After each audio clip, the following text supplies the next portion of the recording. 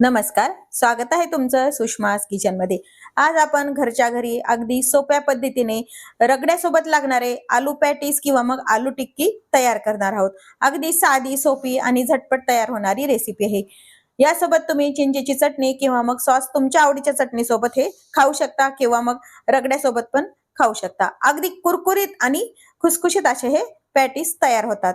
Recipe शेवटपर्यंत बघा, रेसिपीला लाईक करा, चॅनलला सबस्क्राईब करा, तसेच बेल नोटिफिकेशन पण ऑलवर प्रेस करा, म्हणजे तुम्हाला माझ्या प्रत्येक नवीन रेसिपीचं नोटिफिकेशन सर्वात आधी येईल। आता आपण पॅटीस तयार करायला सुरुवात करूया। आज आपण आलूचे पॅटीस किंवा मग आलू टिक्की तयार करणार आहोत। ही जी आलू टिक्की तयार करणार आहोत, ही आलू टिक्की तुम्ही रगडा पॅटीस सोबत पण खाऊ शकता। त्यासाठी मी इथं 5 ते 6 मीडियम साईजचे बटाटे उकडून मॅश करून घेतलेले आहेत। आलू टिक्की छान कुरकुरीत होण्यासाठी एक छोट्या वाटीभर आपले जाड जे पोहे असतात कांदे पोहेचे, ते मिक्सरच्या पॉटमध्ये टाकून त्याची पावडर करून घ्यायची। यामुळे काय होतं, आलू टिक्कीला कोणत्याही पॅटीसला बाइंडिंग छान येते आणि कुरकुरीतपणा येतो। आता हे मिक्सरला बारीक करून घेऊया। हे पोहे आपण मिक्सरला काढून घेतलेत।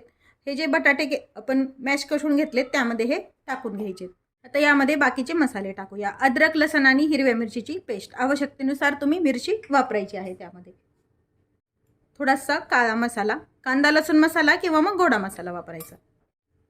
अर्धा चमचा हळद पावडर, एक मीडियम साईजच्या चमच्यावर आमचूर पावडर किंवा मग लिंबाचा रस पिळायचा, यामुळे टेस्ट छान येते। चवीपुरतं मीठ टाकायचे।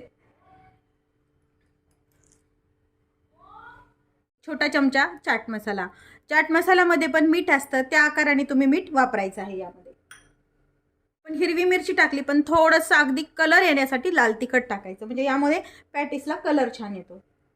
बारीक चिरलेली कोथिंबीर, हे सर्व जिन्नस छान हाताने एकजीव करून घ्यायचे। हे सर्व जिन्नस छान मिक्स करून घेतलेले आहेत। आपण एक 10 ते 5 मिनिट याला असंच रेस्ट होऊ द्यायचं, म्हणजे छान मसाले आणि बटाटा जे आहे मिक्स केलेलं छान मुरलं जातं। 10 मिनिट झालेत। आता थोडंसं हाताला आपण तेल लावून घ्यायचे।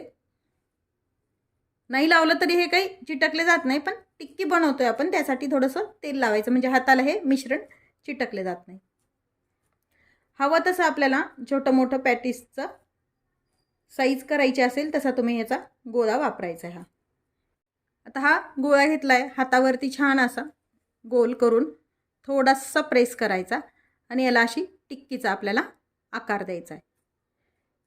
या पद्धतीने असे आपण सर्व आलू टिक्की किंवा मग आलूचे पॅटीस तयार करून घेऊया। आपण हे सर्व आलूच्या टिक्क्या किंवा पॅटीस तयार करून घेतलेले आहेत।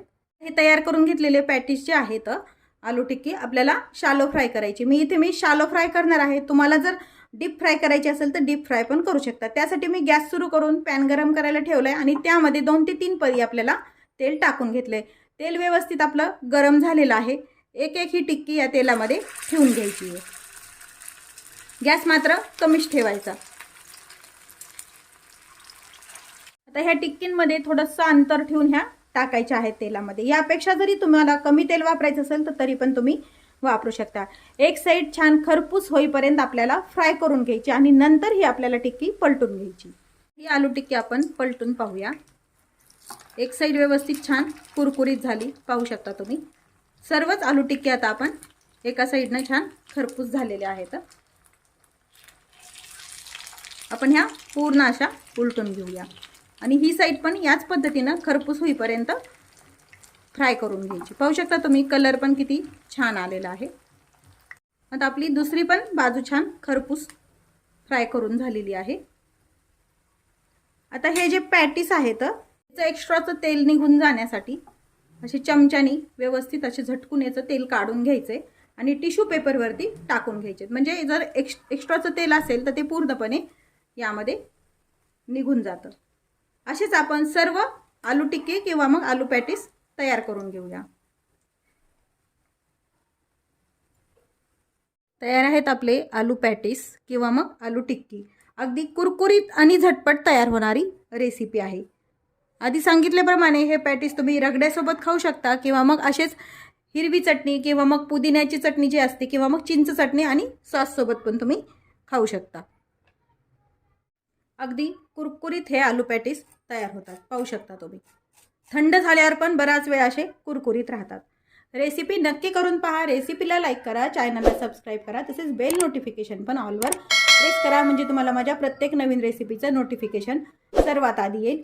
अशाच नवीन रेसिपीसोबत पुन्हा भेटूया. तोपर्यंत बाय बाय. व्हिडिओ पाहिल्याबद्दल खूप धन्यवाद.